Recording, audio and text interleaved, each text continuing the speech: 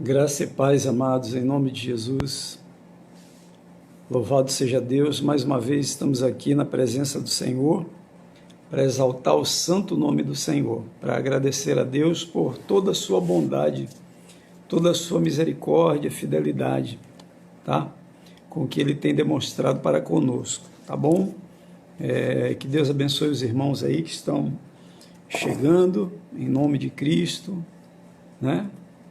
Para que juntos possamos orar a Deus e aprender de Deus, né, o conselho de Deus, a instrução do Senhor, que Ele nos tem dito, que Ele nos tem abençoado através da sua palavra, tá certo? Que o Espírito Santo Ele nos dê graça e direção nessa hora. Oremos ao Senhor, oremos.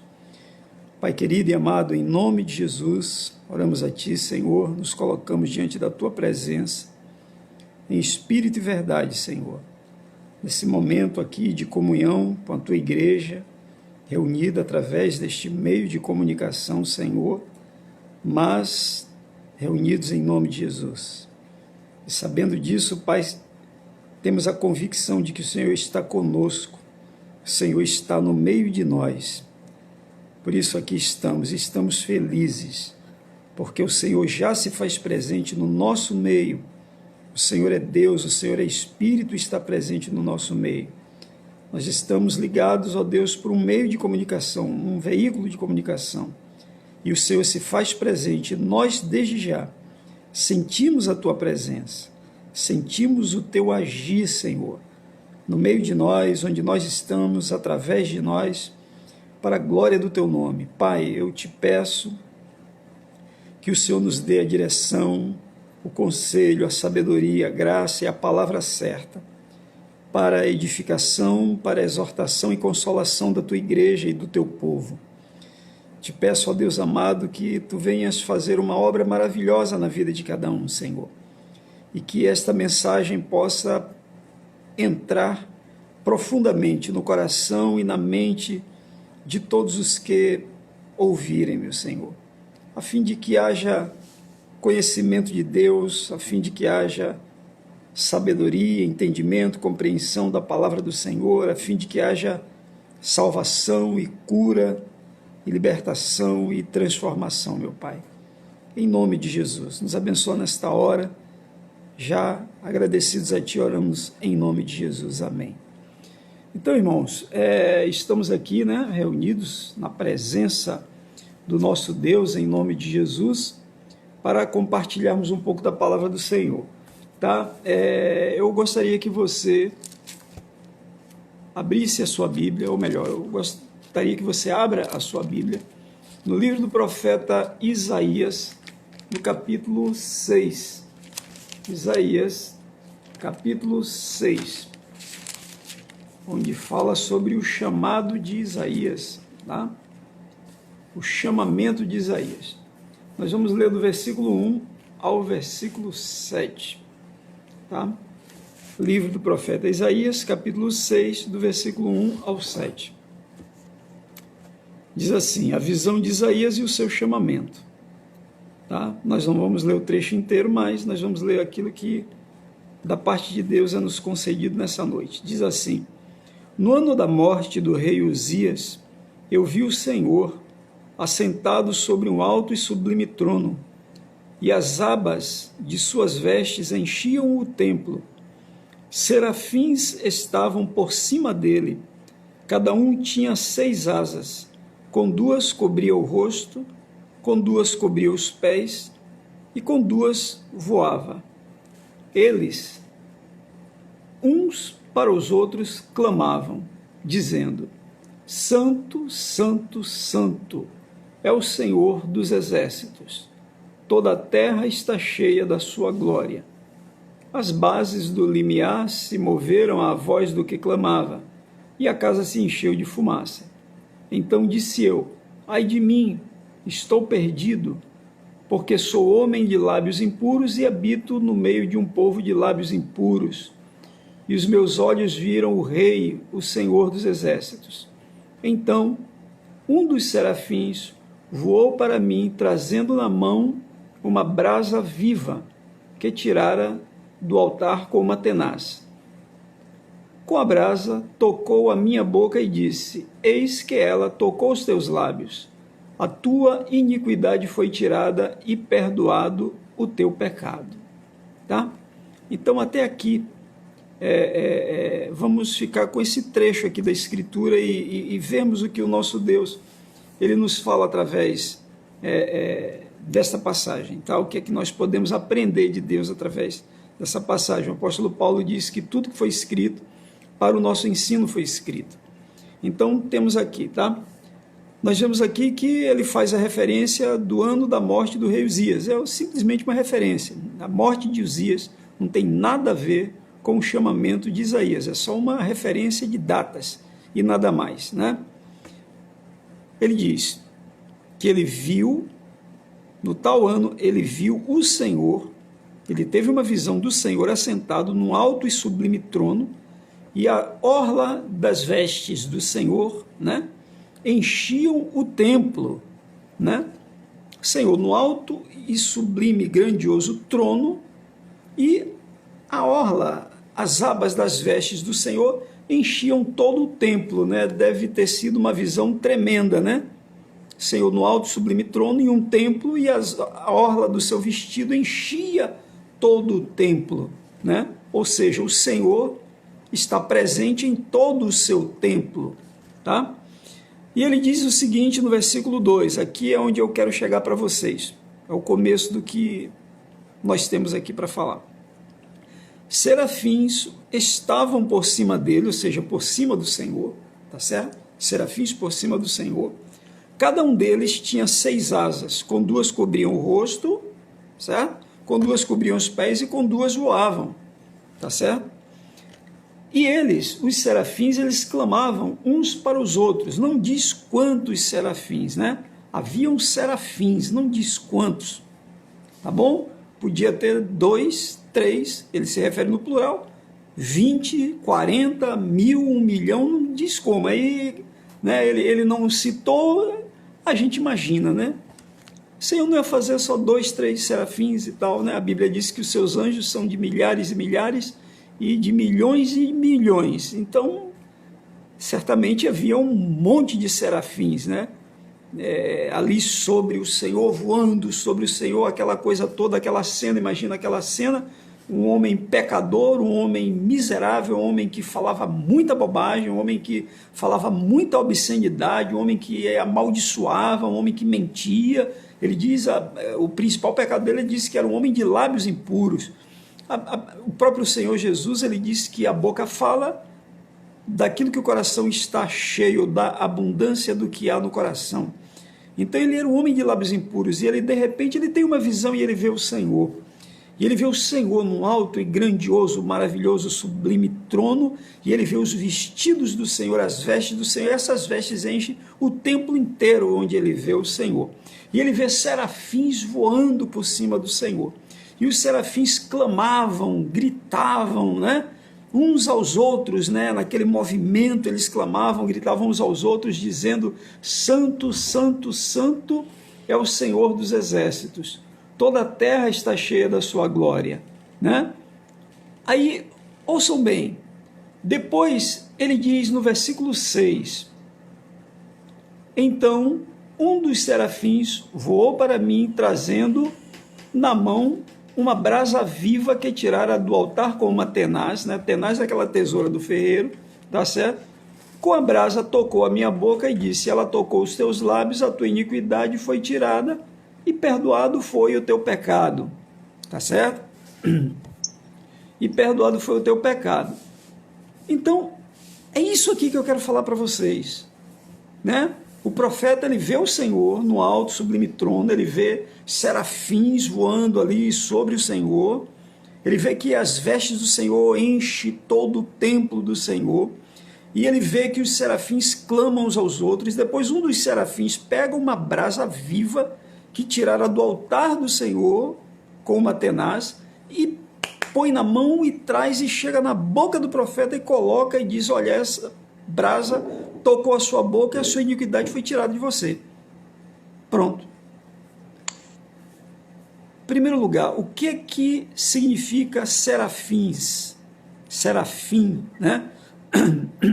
Serafim significa seres ardentes, seres abrasadores, seres que estão ardendo em chamas, seres que estão em brasa viva, seres que estão queimando com fogo. Isso são serafins. Tá? Agora começa a raciocinar. Eles estão próximos de Deus, né? A Bíblia diz que Gabriel é o anjo que assiste diante do Senhor. Quando Gabriel ele aparece para Daniel, ele aparece para a Virgem Maria, ele não aparece pegando fogo, ele não vem pegando fogo, e não é vindo um serafim para falar com Daniel, um serafim para falar com a Virgem Maria. Tá? A função do serafim é outra, ele está lá muito próximo de Deus, e por ele estar muito próximo de Deus, o que é que acontece com ele? O resultado dele é que ele queima. Ele queima porque Deus é fogo. O nosso Deus é fogo, fogo e fogo mesmo. Vejam só, serafim significa seres ardentes, seres abrasadores, seres que estão ardendo em chamas. Ele vai no altar do Senhor e tira o que do altar? Uma pedra de gelo? Não, ele tira uma brasa viva, é um local que está em chamas. Ele tira com a tenaz, ele coloca na mão dele. Por que não queima na mão dele?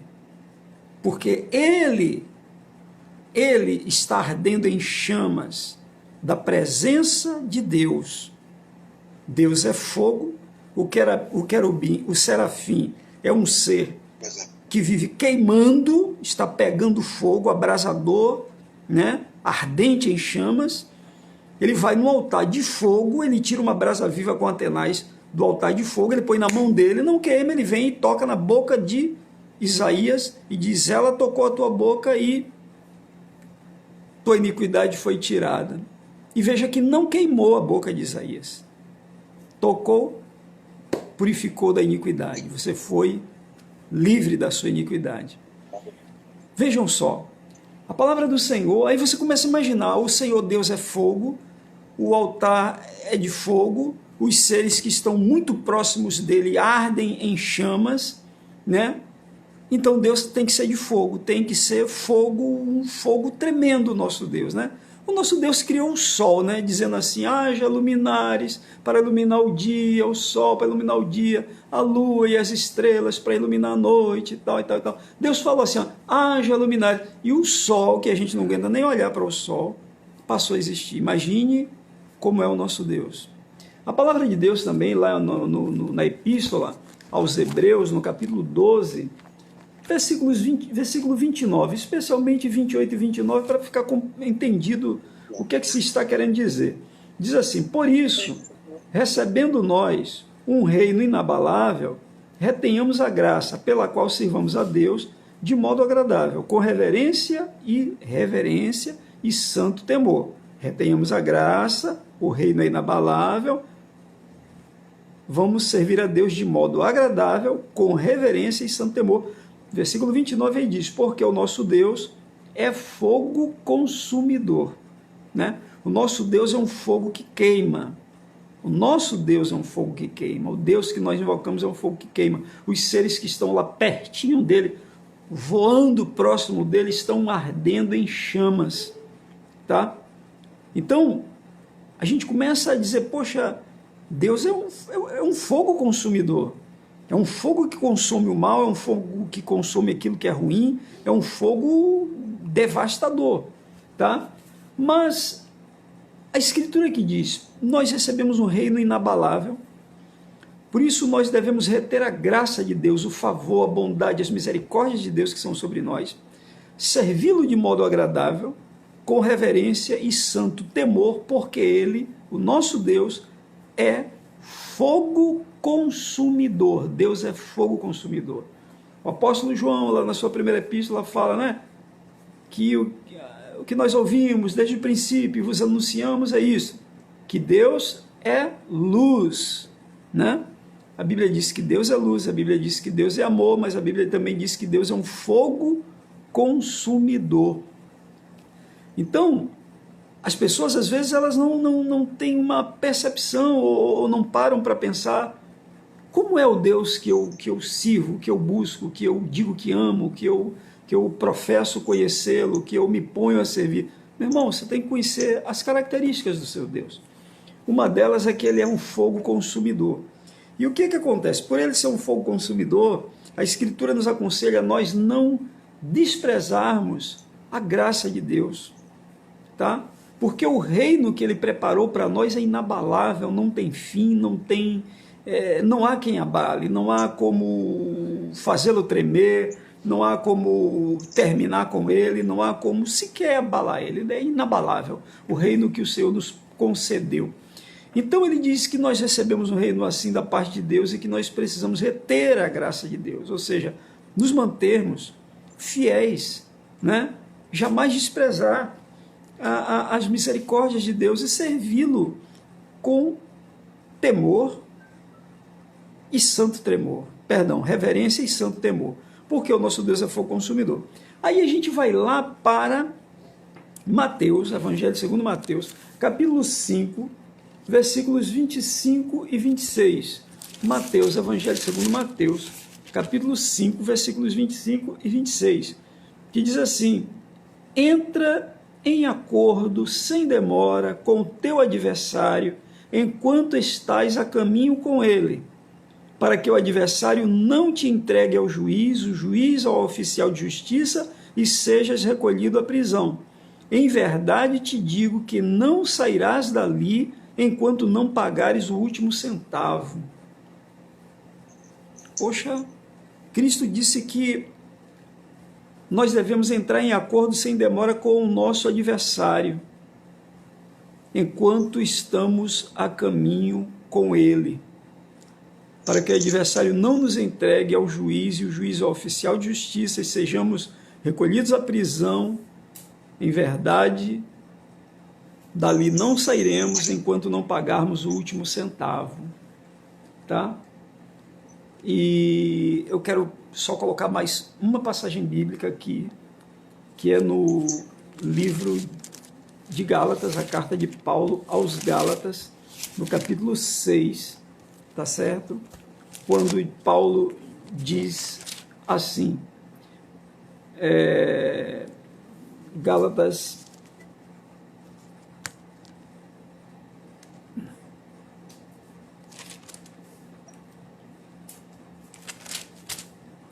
capítulo 6, versículo 7, quando Paulo diz assim: não vos enganeis, de Deus não se zomba, pois aquilo que o homem semear, isso mesmo ceifará. Tá certo? Então, vejam só, a gente sabe que o nosso Deus é um fogo consumidor, é tão fogo, tão fogo, tão fogo, que os seres que estão próximos dele ardem em chamas. E esse nosso Deus, ele nos diz: olha, amigo, quando você estiver a caminho com o adversário, né? Quando você estiver caminhando com o teu adversário, entra em acordo sem demora com ele, né? Para que ele não te arraste ao juiz e o juiz te mande para o oficial de justiça e o oficial de justiça te prenda na prisão. Te digo em verdade que você não vai sair dali enquanto não pagar o último centavo.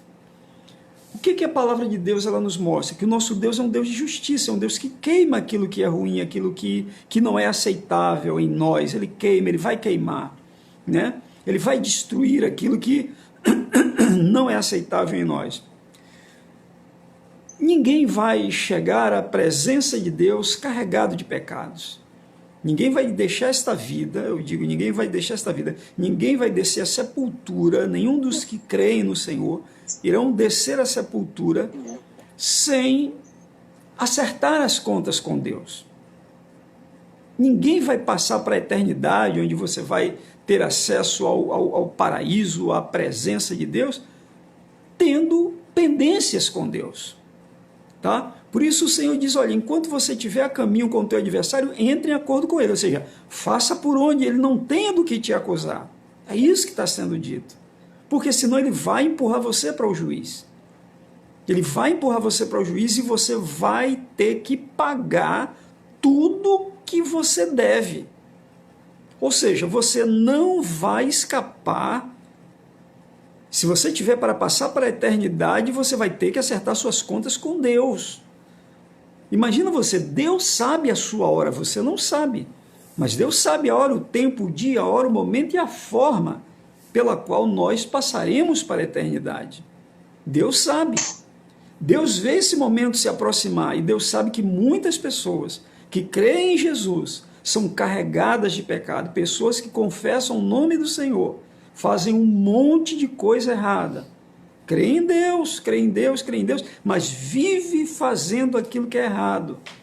Irmãos, a Bíblia diz que não vai passar sem que pague tudo o que deve. A palavra diz que todos nós haveremos de comparecer perante o tribunal de Cristo. A Bíblia diz que o Senhor retribuirá a todos os homens segundo o fruto das suas ações. E o próprio Senhor diz, olha, enquanto você está no caminho com o teu adversário, procura entrar em acordo com ele. Não é que você vai fazer um acordo com Satanás, não é isso que a Bíblia está dizendo. A Bíblia está dizendo o seguinte, olha, veja por onde, veja como você vive, para que o inimigo não tenha daquilo, do que te acusar. Ele vai te acusar, ainda que injustamente ele vai te acusar. Mas o Senhor é juiz e reto juiz e julga pela reta justiça. O que o Senhor está dizendo aqui é o seguinte, veja como você vive, porque ninguém vai passar para a eternidade com um monte de pecados. Ninguém vai passar para a eternidade com um monte de pecados. Quando o Senhor fala para que o adversário não te entregue ao juiz, e o juiz é o oficial de justiça, e o oficial de justiça te recolhe à prisão, né? Há uma série de entendimentos a respeito dessa prisão, né? Há quem entenda que esta prisão é um local, um lugar na dimensão do reino espiritual em que o homem terá que sofrer ali para depois acessar a presença de Deus, né? Como é o caso daqueles que creem no purgatório, né? Uma doutrina que começou na igreja no ano 1182, se eu não me engano, tá? Ou seja, começou tarde demais, né? Porque Cristo ele disse que quando... Aqui mesmo em Hebreus fala a Escritura que ao homem está ordenado morrer uma vez, seguindo-se após a morte o juízo. Agora, o que é que vem depois do juízo? O Senhor cita lá naquele texto que ele fala do rico e do mendigo Lázaro, que ele cita o nome, né? E ali ele não conta uma parábola, ele conta uma situação, um fato. Ele diz que Lázaro morre e é levado para o seio de Abraão. O rico morre e quando abre os olhos ele está no inferno, ele está no lugar dos mortos, em tormento, em chamas, e ele pede, e ele vê a Lázaro junto com Abraão, e ele pede, pai Abraão, pede a Lázaro que molhe o dedo e toque aqui na ponta da minha língua para me aliviar esse lugar de tormento que eu estou insuportável, e ele pede que mande falar com os irmãos dele, que estavam vivos, para que não fossem parar naquele local, né? Então, esse lugar de pena, né? Quando diz aqui, você não sai de lá até pagar o último centavo, há quem entenda ser um local na dimensão espiritual em que as pessoas que temem a Deus, que morrem em pecado, irão passar um tempo ali, tá? Até cumprir, pagar tudo que deve para sair, porque aqui está dizendo, o cara vai preso e o cara sai, né? Aqui está dizendo, se for para lá devendo, se for entregue ao juiz, né, ele vai preso e ele só sai depois que paga, né? Há quem entenda também da seguinte forma, o Senhor sabe o seu tempo, o tempo de você partir para a eternidade, Deus sabe o tempo, a hora e o modo que você vai partir da eternidade. Antes de você nascer, você já tinha dia para chegar e dia para sair, tá? Então o Senhor Deus, ele sabe. Resumo, sabendo Deus essas coisas, né, e é fato que cada tropeço que um servo de Cristo ele dá, o inimigo ele traz acusações, né? Cada tropeço, amigo, o inimigo vai apontar para você e vai te acusar diante de Deus e vai te acusar diante dos anjos. Aqui mesmo na carta aos Hebreus diz que nós temos uma grande nuvem de testemunhas, por isso a gente deve se afastar do pecado, resistir ele que tenazmente nos assedia, né? Porque nós temos uma grande nuvem de testemunhas, tá? Há espíritos, seres que estão de olho em você. A própria Escritura diz que o diabo, o nosso adversário, ele anda ao derredor, como leão que ruge, buscando a quem devorar, né? Ao qual nós devemos resistir firmes na fé. Então, há muitos espíritos olhando para nós. Anjos da parte de Deus, como diz a Bíblia, que são ministradores, né? Que trabalham em favor daqueles que hão de herdar a salvação, mas aos anjos caídos também, aos espíritos imundos, os espíritos malignos que a Bíblia se refere, né? As forças espirituais do mal também estão de olho na gente. Então, cada tropeço, cada erro, há uma acusação perante você, perante a mim, perante aquele que errar. Deus é sabedor do seu dia e hora. E o que pode acontecer? Ora, se Deus é sabedor do seu dia e hora, Deus sabe que se você está se aproximando do seu momento de partir para a eternidade e você está com uma carga de pecados terríveis, que você não se corrigiu diante de Deus, que você não se reconciliou com Deus, que você não pediu perdão a Deus, que você não fez acerto, ou melhor, conserto com Deus, você ainda está em débito com Deus, né? O que pode acontecer? Deus vai te levar para a presença dele, não vai entrar com lixo, ninguém vai entrar com lixo na presença de Deus. Ninguém vai entrar com mágoa no coração, ninguém vai entrar com desejos impuros, ninguém vai entrar com ira, ninguém vai entrar mentindo, ninguém vai chegar lá na presença de Deus.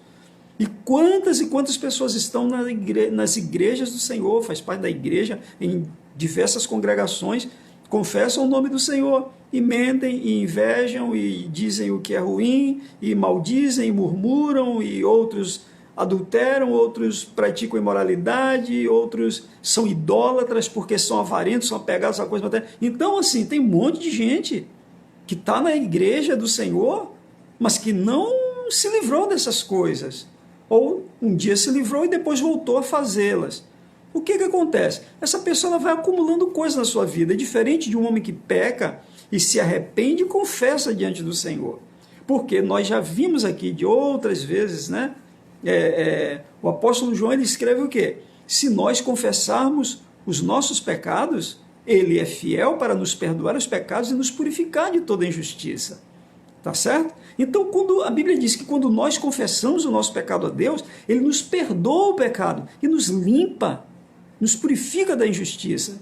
Ou seja, nós estamos isentos de pecado. Nós não temos algo mais a pagar após o perdão, né? As repreensões, as correções, as disciplinas vão se dar aqui na terra. Deus nos perdoa, mas ele também nos corrige, ele também nos disciplina, ele também nos ensina, ele também nos mostra o caminho. Tá? É diferente de Deus te perdoar aqui e na eternidade você ainda tem contas a pagar. Você não tem contas a pagar porque você foi perdoado. Então o perdão não é perdão. Se você recebe um perdão aqui e na eternidade ainda vai pagar alguma coisa, você não foi perdoado. É como um pai que corrige o filho. Ele não deixa o filho morrer para corrigir. Ele corrige o filho em vida para aproveitamento da vida do filho. Tá?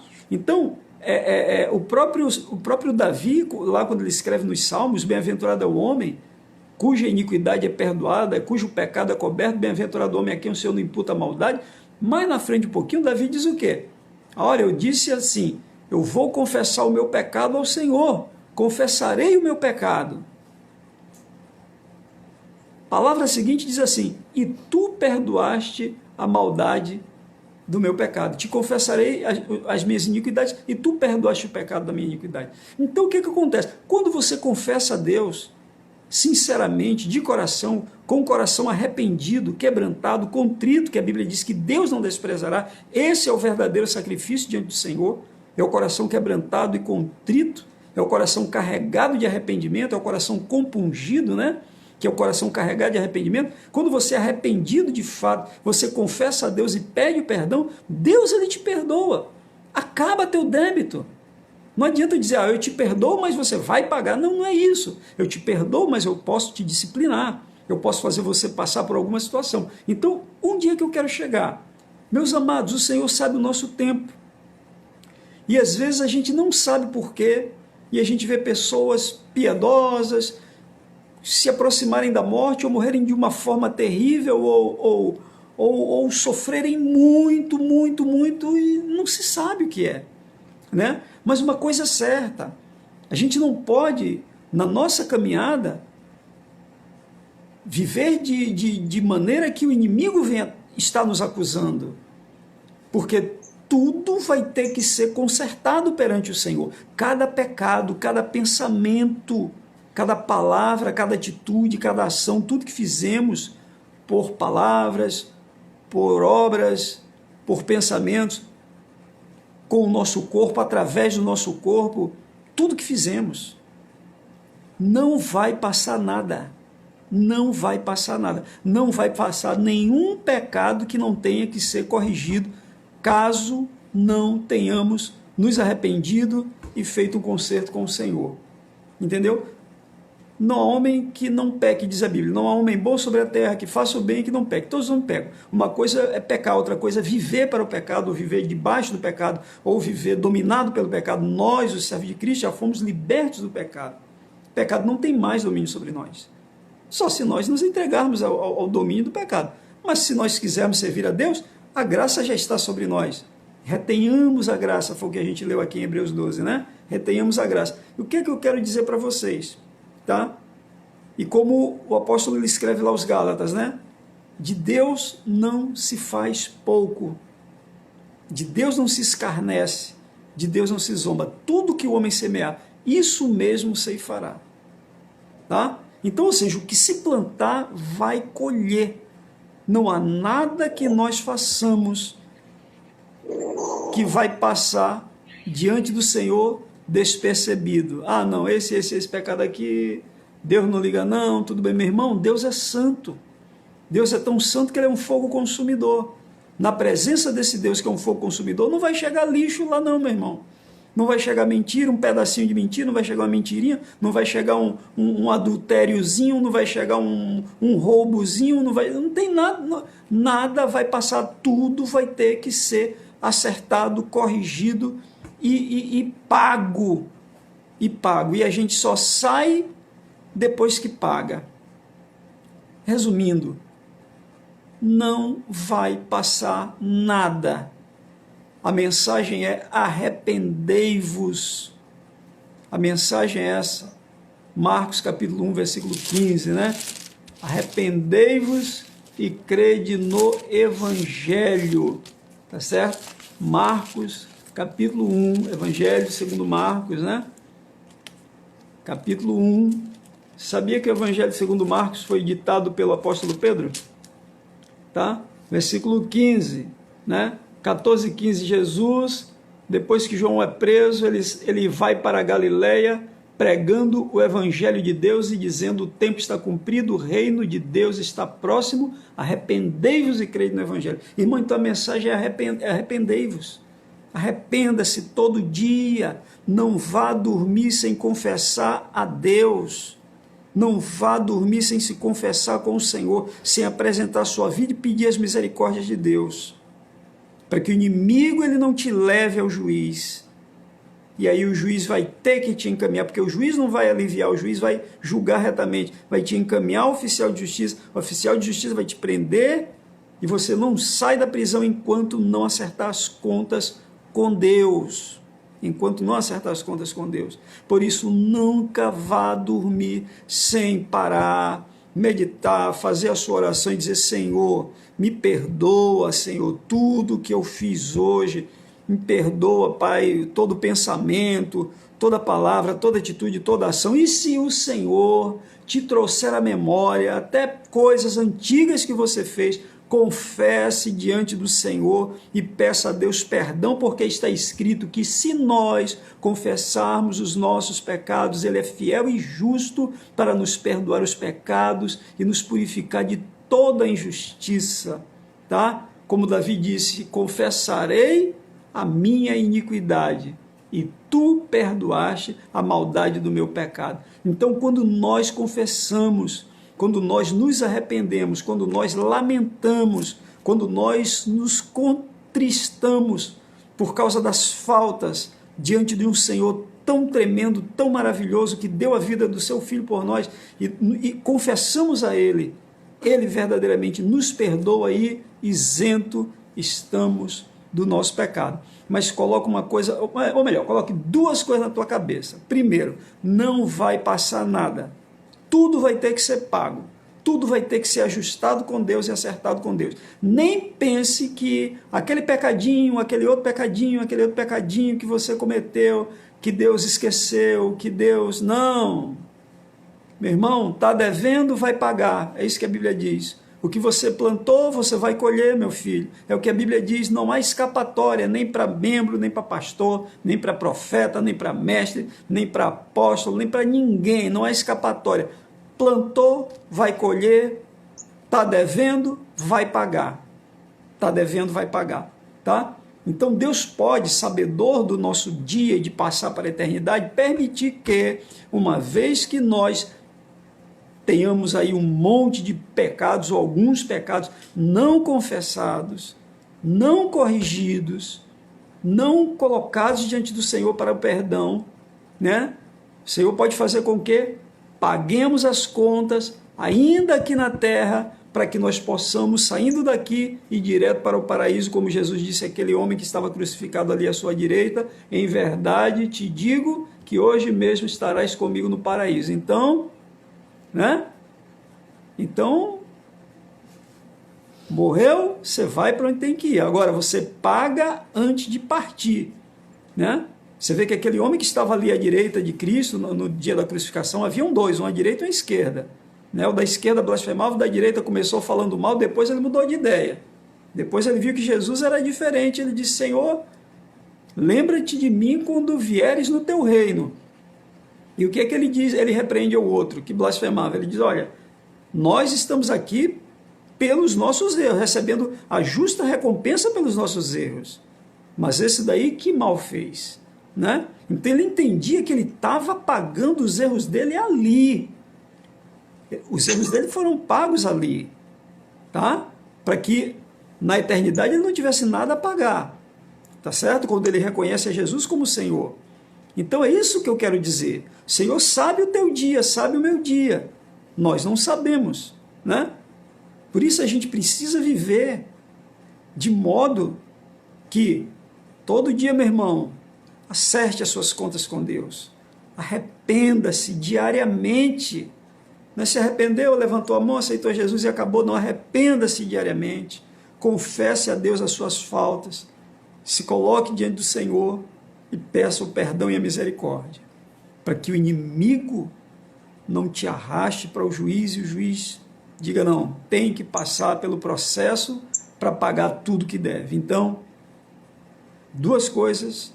Primeiro, tudo que se planta se colhe e ninguém vai ficar devendo nada. Ninguém vai ficar devendo nada. Entendeu, irmão? Ninguém escapa. Ninguém vai ficar devendo nada. Para passar para a eternidade, todo mundo vai ter que acertar as contas primeiro. Segundo lugar, se nós confessarmos os nossos pecados, ele é fiel e justo para nos perdoar os pecados e nos purificar de toda injustiça, como ele fez com Davi lá na antiga aliança, tá certo? E faz conosco também.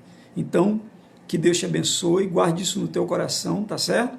Ninguém escapa, ninguém vai escapar, todo mundo vai ter que acertar as contas com Deus, todos sem exceção. Graças a Deus é assim, tá certo? Se corrija, viva de modo agradável a Deus, sirva de modo agradável a Deus, com reverência e santo temor, tá bom? E que a graça de Deus seja multiplicada na vida de todos vocês em nome de Jesus. Mas guarda no coração essa palavra. Deus abençoe vocês em nome de Jesus. Vamos orar ao Senhor. Pai querido e amado, em nome de Jesus, nós oramos a Ti, Pai, em agradecimento pelo que Tu nos dá a conhecer através da Tua palavra. Sabemos, Deus, que tudo que o homem semear, ele vai colher. Tudo que ele semear, ele vai ceifar. Sabemos também que ninguém vai ficar devendo nada, que se o inimigo tiver do que acusar, tem que haver pagamento. Caso nós não venhamos a confessar a Ti as nossas culpas e nos corrigirmos diante do Senhor. Nos abençoa, meu Deus, para que possamos, já que recebemos este reino inabalável, que nós possamos reter a Tua graça, o Teu favor e a Tua misericórdia na nossa vida, servindo a Ti de modo agradável a Deus, longe do pecado, em santidade. E que possamos também, Senhor, servir a Ti com reverência e santo temor, porque o Senhor, nosso Deus, é um fogo consumidor. Então, Senhor, nos abençoe em nome de Jesus. Estende a tua mão de misericórdia e de salvação sobre a nossa casa, sobre a nossa vida, sobre a nossa família. Tenha misericórdia da nossa nação, Pai, do nosso país. Olha para o nosso país e tem misericórdia de nós, Deus. Tu sabes todas as coisas. Tu sabes, Senhor, do que os homens são capazes. Tu sabes, Senhor, da maldade do homem, Senhor. Mas nós te pedimos a tua misericórdia sobre esta terra, sobre o nosso país, sobre o mundo inteiro, Senhor. A nossa nação, principalmente onde vivemos. Pedimos a tua misericórdia também sobre a tua igreja, Senhor. Abençoa a tua igreja, abençoa a nossa nação. Traz o fim, meu Senhor, desta pandemia, meu Pai, em nome de Jesus. E nos abençoa, segundo a tua vontade e para a tua glória. Em nome de Jesus. Amém. Queridos, a graça seja multiplicada na vida de todos vocês, tá? Amanhã à noite, culto da família, tá bom? Domingo, às 10 da manhã, todo domingo, estaremos fazendo um seminário sobre história da igreja. Não perca, não falte, leve um papelzinho, caneta para você tomar nota. Vai ser muito bom, extremamente enriquecedor. Você conhecer a história da nossa igreja, tá? Então vamos falar sobre a igreja. Seminário sobre a história da igreja. Deus abençoe todos vocês. Em nome de Cristo Jesus, tenha uma ótima noite. A paz seja multiplicada e a graça também. Em nome de Jesus. Amém.